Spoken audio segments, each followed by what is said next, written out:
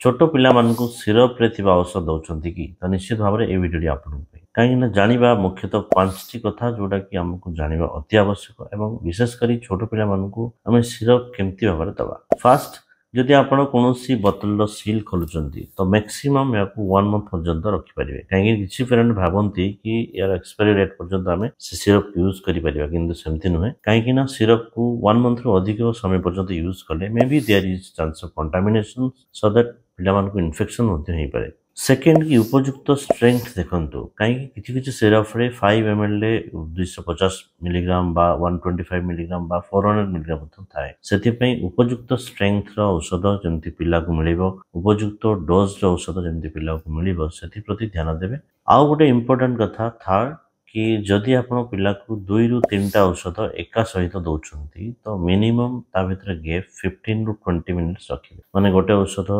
खाइबा परे 15 रु 20 मिनिट्स परे आउट औषध दे परिबा फोर्थ कि भलो भाबरे सेक करिबा माने बोतल को भलो भाबरे मिसाबा काहे कि ना भलो भाबरे बोतल नो मिसे सेथरि जो लिक्विड पार्ट थाए जोटा कि